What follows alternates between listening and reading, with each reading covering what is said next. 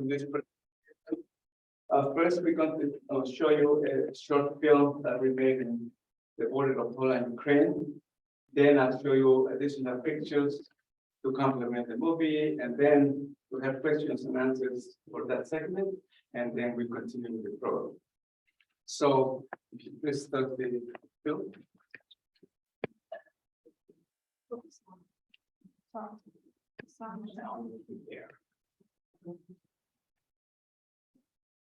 Feel free to tell us if there's too dark or light. My name is Raúl Caceres. I'm a plastic surgeon from New York City. I also have a subspecialty in burn care from the University of Johns Hopkins in Baltimore. For the last 10 years, I have chaired in Bolivia for poor children and adults that suffer brain injuries, and we have treated over 1,000 of them. Now, due to the war in Ukraine, I called Dr. Bulanda from the medical center that takes care of children in Katowice, and I was invited by him to come over and also go to the border to see what kind of children have this kind of injuries and should take them to the United States for treatment. At the beginning of my visits, was a priority for me to see the surgical area first, and different operating rooms, where all the different specialties that were treating patients, operating, etc. And then I wanted to see the emergency room, the follow-up care, the laboratory, the X-rays, the lab, how they work. And I was very impressed to see very well organized and how very smooth this operation was. When I went to visit the operating rooms, they were doing several different cases. So the first one that I was invited to participate with questions and answers was the repair of a very complicated lip repair. And so we were able to interact with the techniques. He was following several techniques they use here and wanted to know from me what we would do in the United States. And as in medical field, people can do different ways, but the results are sometimes very similar. The second operating room that I went was something related to trauma, and then I started noticing that they have the equipment right there. They need X-ray or they need some other equipment, they will have right there.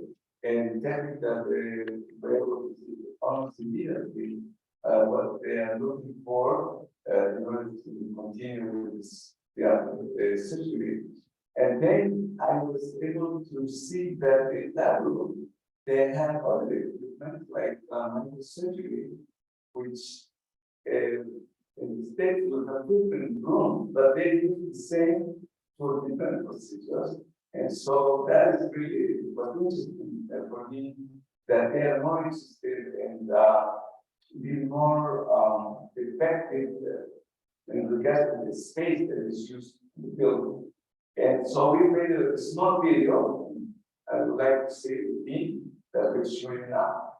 Now I would like to show you one of the operating rooms in Katowice, Poland.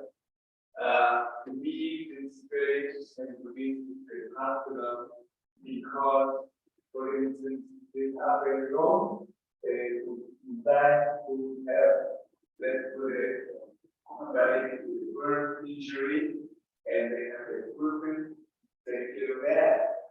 But at the same time, if they have a trauma case and they want to do a repair of, let's say, the request microsurgery, they take a room, they use for that, and they have a microscope, and they do the microsurgery.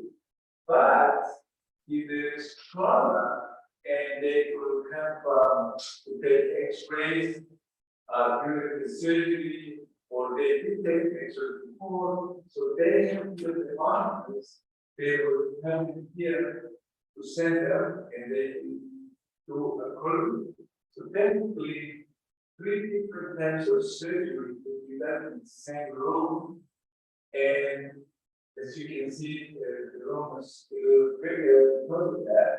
And for here, this I think is more effective that have a whole section for burns or treating surgery or same room. This 3 different types of surgeries will be done in the same room. When I visited the emergency room, it was very interesting. All these children, they come with a lot of different injuries. And the interesting part was that there was some Ukrainian people already in Poland coming to the emergency room. So there was a child that was with a burn injury, and under the supervision of Dr. Bulandra, and with the consent of the parent, I was able to participate in the treatment that was given here in the emergency room. Other cases of trauma with head injury, and also some people, some kids that they were now in helmets, etc. And I think that I was just overwhelmed of this care that's given here. And I would like to say that I'm technically lucky to be participating in this type of visit here. And I want to thank Dr. Bulanda for inviting me to come to see and work. After 2 days visiting the medical center in Katowice, I went to the border. We left very early because it takes about 3 to 4 hours to get there. And I went to the doctors from the medical center and nurse. And so as we approached, there were lots of trucks carrying supplies and aid for the people that are at the border.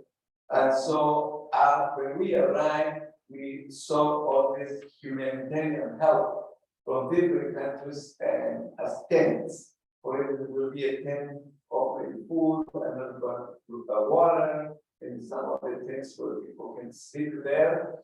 And so after we went over that area, I crossed the border to the Ukrainian side for a short distance, and I was able to see some abandoned buildings and some people coming, carrying their suitcases, children, and that to me was best to see people that they are coming to this side.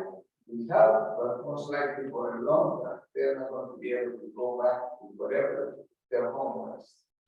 Then coming back again to the Poland side, this is tent, which was a charity from Canada that had a doctor there that was an ER physician, and he had like a small operating table, which was taking care of actually for like 2 or 3 soldiers who were injured. And somebody else was coming to replace him. So this service will be continuously with somebody. But to me, having this experience that one person is creating all this product was just unbelievable. How is not these people caring for whatever they have, their children will come on this side, and most likely never go back to their homes. But on this side, where are they going to go? Where are they going to live next home? They don't know. So that was really sad too.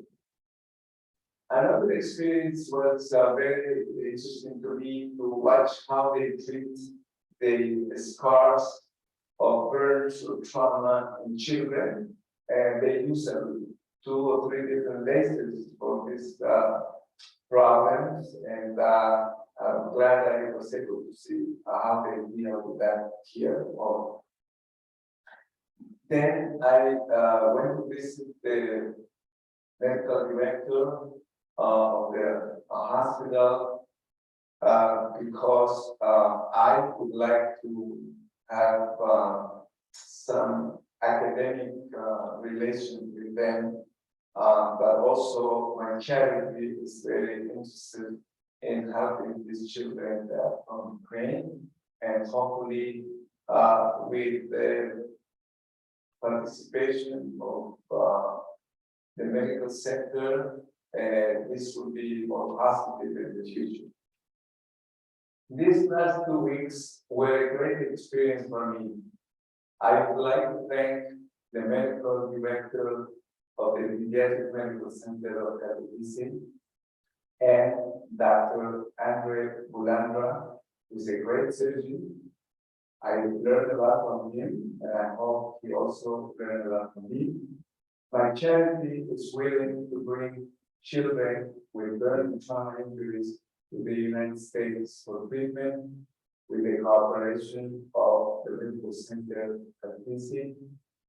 But I think that for me, the most dramatic thing was to experience the tragedy that caused the war that I was able to see with my own eyes.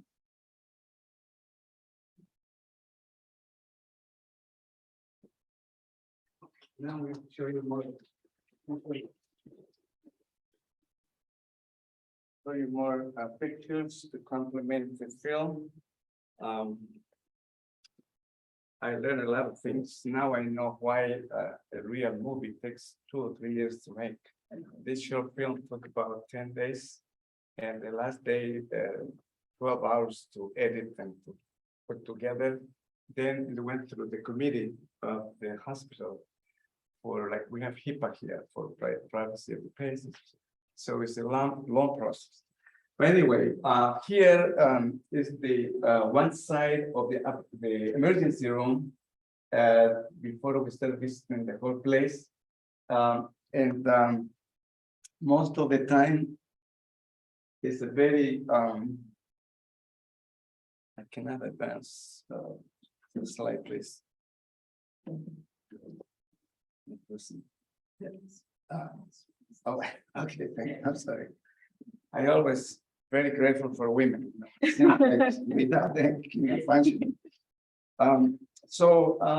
This year I show you because of the war and also a lot of factors, very tight security to go into the other side of the emergency room and everything. And this is exclusively for the doctors from the medical center. So there's a lot of restriction to go in those areas. So as you saw in the film, here is the first case that this doctor was doing a very complicated left lip repair, which sometimes people think is only the lip, but in this case was the lip, the mandible, the roof of the mouth, and part of the brain. And some of these children, if they don't have this operation within the first 6 months, they will most likely die. And why I tell you this, because the waiting list for elective surgery in that hospital for children, 3 to 6 months. It's a socialized system, and it's run by the government. And this I show you because before this case, trauma was done, and there's an X-ray of somebody that has some broken bones.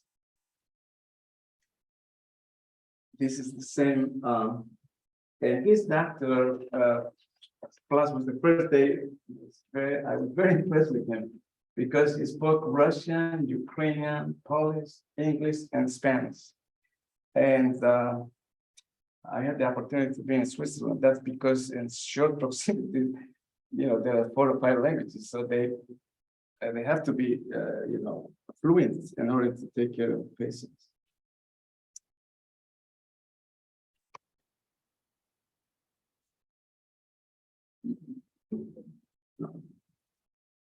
Again, I'm sorry, but all this is another. Okay. Here again, I just compliment you. So these are going to be several cases. this is the team that's also very important because they have a medical school right across the medical center. So they are 50-year medical school residents and the chief resident that is in pink, 6 years of pediatric surgery training. And Dr. Bulanda was very interested to dialogue with me, with all the cases that he was doing. And then, of course, when we were at the border, as we approached, there were signs from the beginning. This area that I'll show the name and to pronounce it properly, the first week or two, there were just hundreds of people crossing. But now that has shifted because of the war now is more towards the east and north. This is southwest.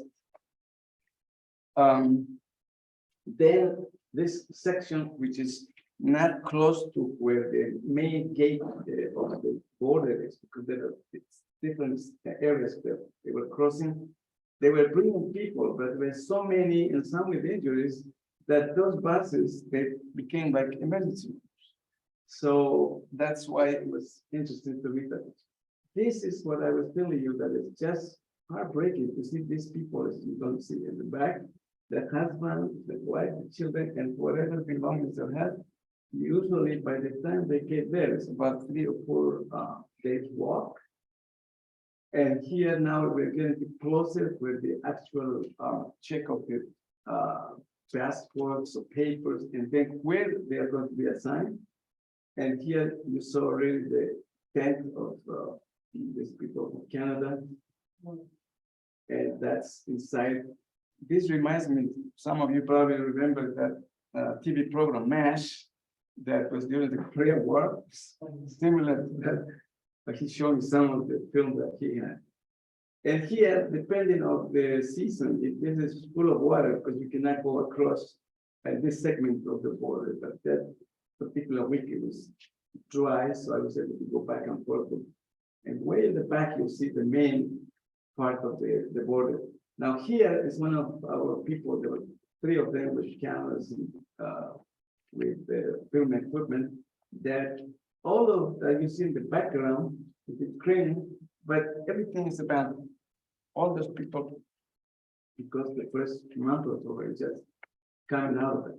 Now this is on the Poland side where you can see a lot of nations set up places where people can go. Sometimes if they have telephone numbers, they can reach other people, and of course bathroom facilities. Now this year I took a picture because that area was an agricultural area. So they used to do a lot of work there, but now it's abandoned. You just see people as they go by.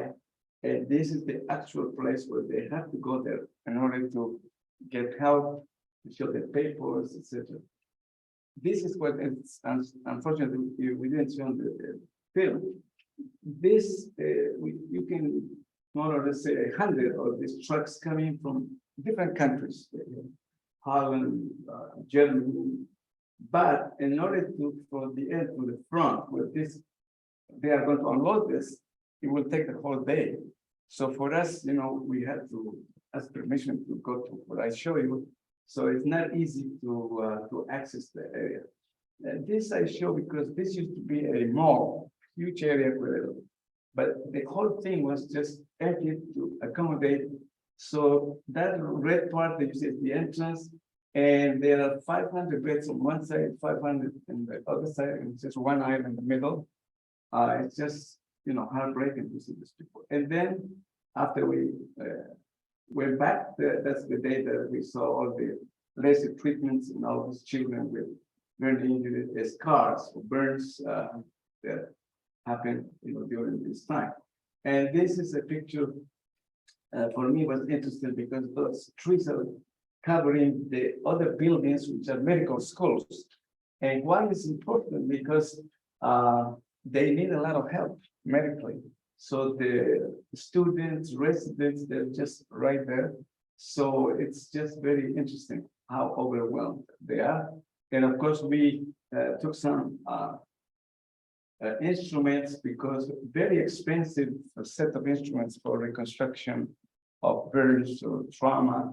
And one of the sets, for instance, on the left side is over $5,000. Thank you. I think if you have any questions, so you can just take the line on. I'll be glad to answer any questions. Yes, Now we have any patients from the United States, the first four or taking care of any patients from Ukraine or Poland? Have they come? a very good question. The thing is, it's not the same as when you hear on the news of how it is. Once you are there, the reality is different. So right now, I'm glad you asked this, because when we were there, we went for the purpose of bringing these kids, right? Holy Name Hospital, for instance, was overwhelming to me. That's when they say, oh, yeah, no problem with trauma. But you have to select first what kind of children will make the long trip. Okay, Katowice, Krakow, or Warsaw to Frankfurt, United States. Because if they require intravenous, other things, has to be military plane. And that is almost impossible. So it will take time. But one of the reasons was a delay for us is because at the beginning, some of them, they went not just to the US, but to Europe. And then the confusion, a lot of families went to with their 3, 4 kids. And I don't know what countries, but they say, oh, maybe your husband is not coming back. Why don't we adopt some of these kids? So a lot of things were happening.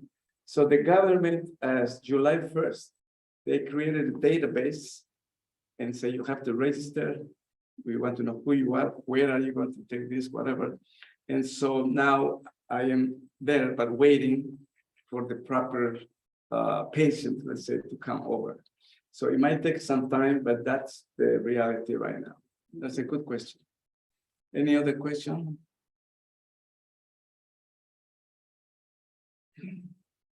So what were your most challenging components for you personally?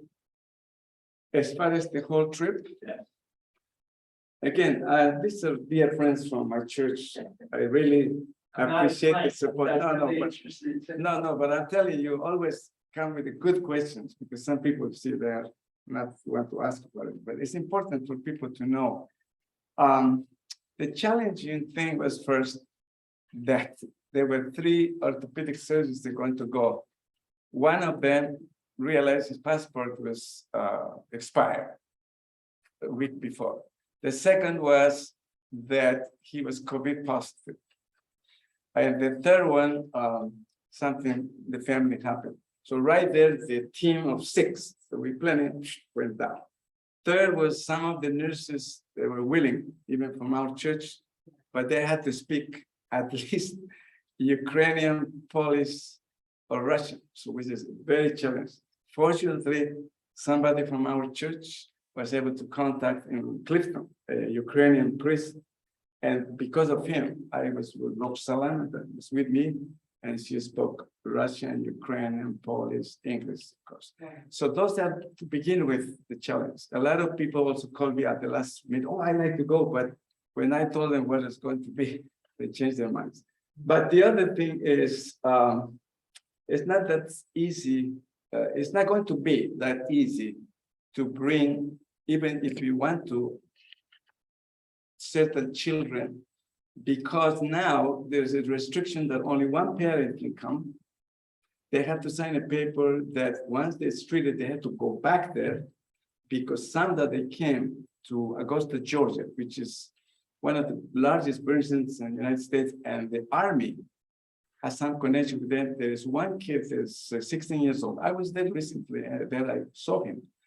He broken, when the bomb came, he was thrown against the wall, ribs broken, 2 legs and the arm, and he was unconscious. So they thought, well, maybe he's already dead. But there's a military base very close for very selected. So he was flown there from there to Augusta, Georgia, and he has done about 10 surgeries now, and he is recovering. But that is a unique case. So to complement this, in Bolivia, I had this experience myself with poor children with burn injuries, and there is Shriners from the United States used to before the war or with anything to do with that, send somebody, bring this kid from Bolivia to the United States, be treated and take it back. And that's about $20,000 to $30,000. And that's why in Bolivia, I thought maybe it's better to build something there. The doctors, you train them there, the nurses, and for the last 10 years, over 10,000, 1,000 people, kids were treated. So we're planning to do the same in the next step. Any other question? Okay, we are going to change a little bit the program because we got a special guest today. So now Ira Miller, who is the co-author of my book, they're going to say a few words because of in relation with this project that we did in Poland. And then, of course, Howard is going to speak.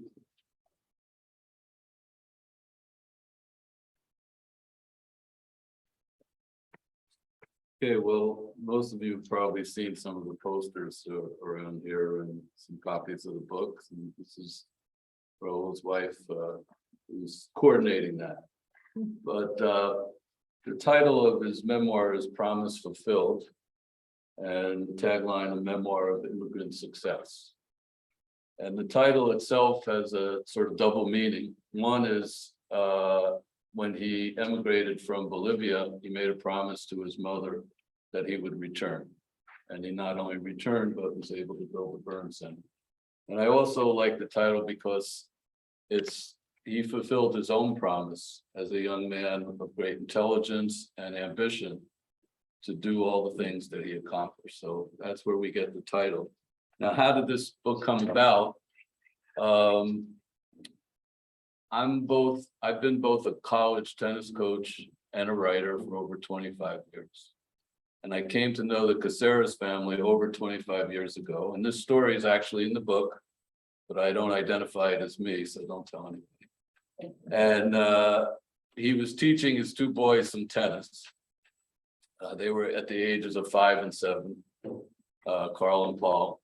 And someone came over and said, your boys are very talented, but you need a real coach, and recommended me. And he called me, got in touch with me and said, can you teach my boys? And I said, Dr. Caceres, I said, firstly, I don't give private lessons. Secondly, I don't teach kids that young.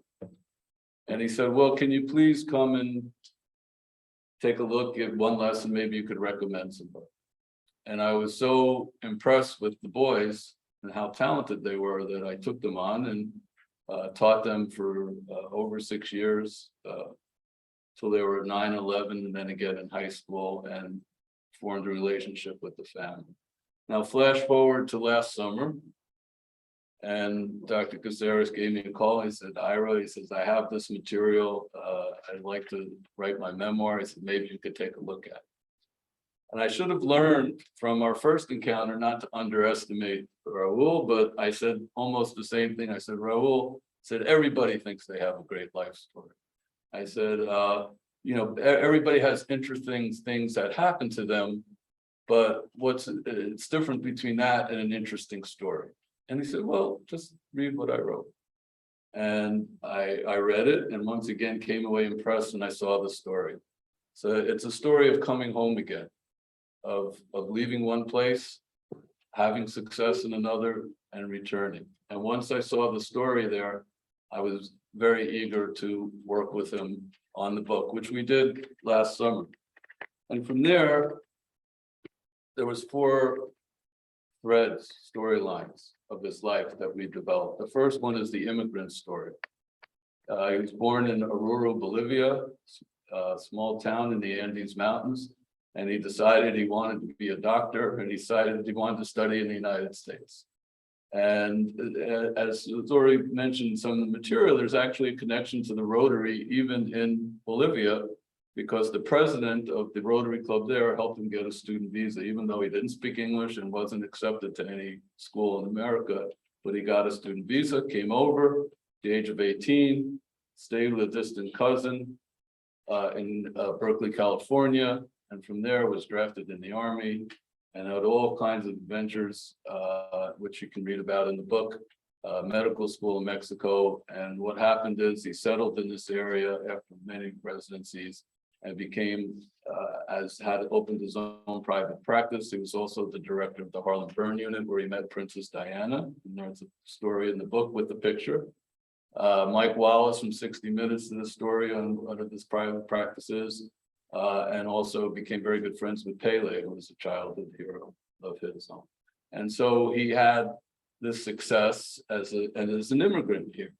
Second thing was his medical journey, which we really sort of flushed out. You see so much of it today, but how does a man become, such a successful plastic surgeon, which is a very specific subspecialty?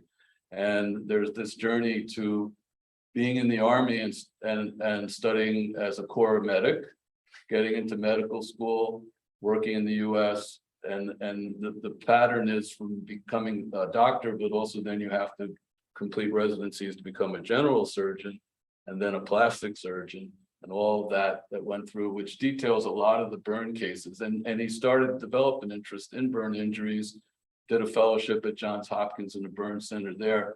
And one of the things that concerned him about back home in Bolivia is that burn injuries are very common there. Why? A lot of the places don't have heat and electricity. They use floor level kerosene stoves. And there's a lot of burn accidents, either through cooking, children getting involved. In the winter, there's bonfires outside, and there was no quality treatment there. So that was something that was already in his mind during this journey. Next thing is the spiritual journey. He's, when there's a scene in the book when he's in Lima, Peru, where he had to take a bus from Oruro to get a plane to Miami, where he's in the cathedral there. And one thing he comes to realize is that no matter where he traveled, God will be with him, his family will be with him. And this guided him throughout his life when he was actually been in the presence of two different popes. And the spirituality of his story is a thread through. And the last one is the importance of family. The early part details his grandfather helped raise him, his mother, what they did for him to inspire his ambition, how he came to meet and marry his lovely wife, Kathy, who's back there, and raise his children, and the support of them and Kathy's mother, and how all of that came to be. And all of these storylines climax, I said, about coming home with the Tiwanaku Project.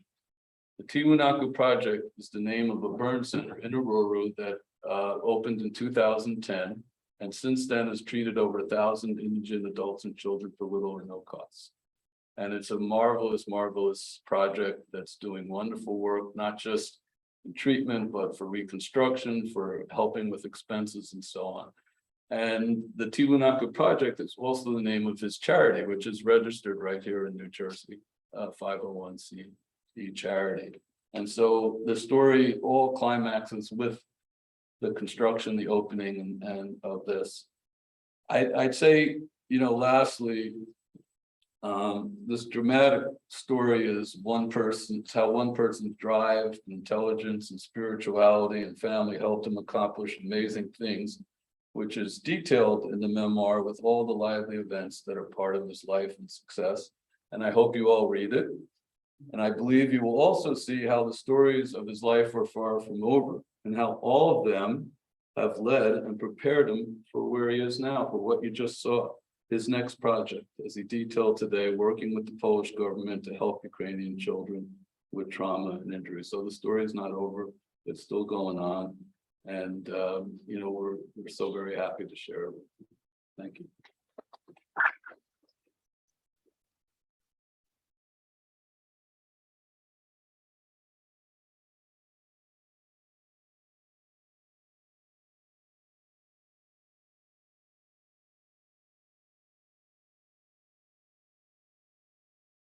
Hello, I'm Howard Rosen, the current president of the Teaneck Rotary.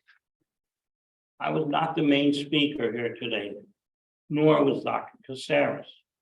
The main speaker are those tiny faces you have just witnessed or you have seen in the program. Speakers that cannot speak and had no voice in the tragedy that has overtaken them. It is for this reason that Dr. Caceres has taken the skill of his profession and compassion he holds from his center in Bolivia to the tragedy on the opposite side of the world. To make such a journey, a first step is needed. We in the Teaneck Rotary, along with other organizations, wish to help by transporting a small victim to Teaneck for medical assistance at Holy Name Hospital. And with the aid of the congregation of St. Anastasia Church, we will make this first step. If you are asking how I may be of assistance, Dr. Caceres' book showing his life journey is for sale, with all profits going to this project. So if not to read, then use it on your coffee table or as a paperweight. But buy for support. It gives, and buy for the support it gives. And so the Teaneck Rotary may list this project among its many international, national, and local achievements. Now, I wish to introduce Rotary District 7049 Governor, Mr. Ray Sawinski, to say a few words about Rotary.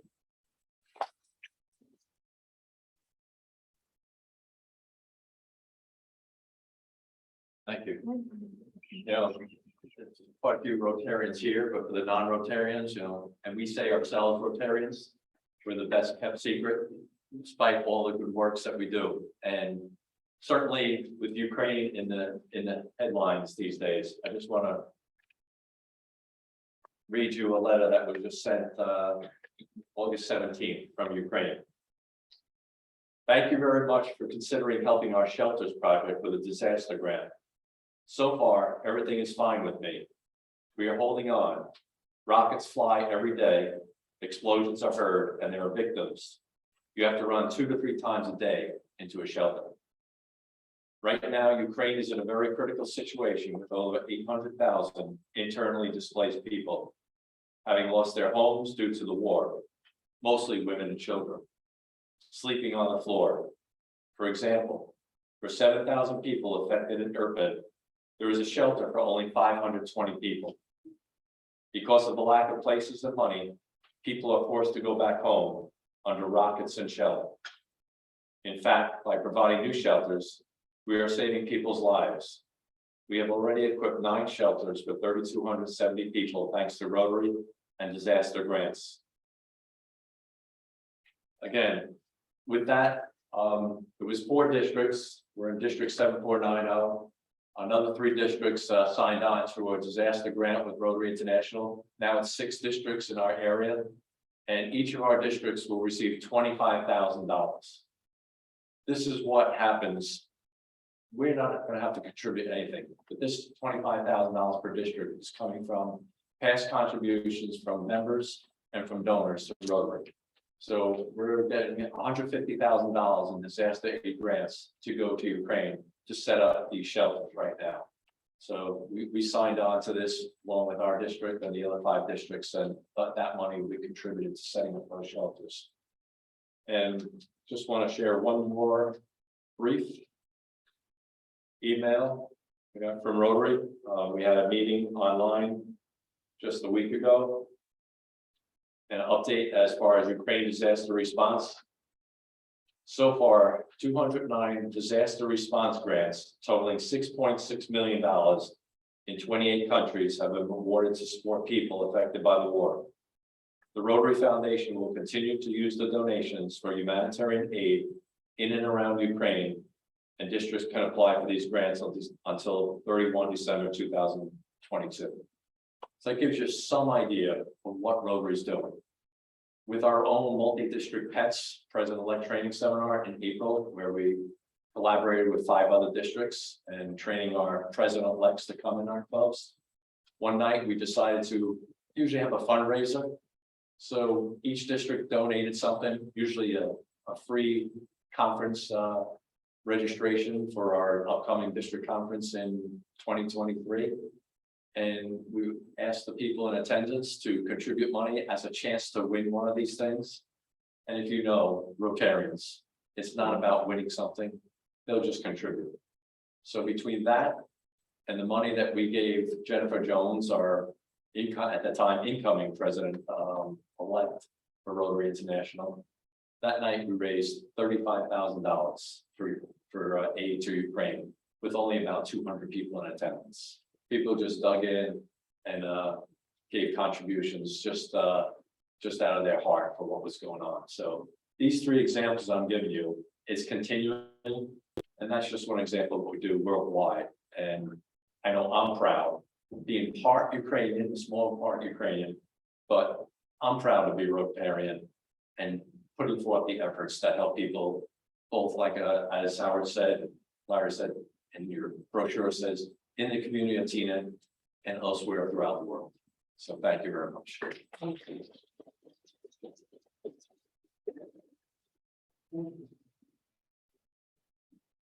I think now we are going to have the last words here. We change the cover a little bit.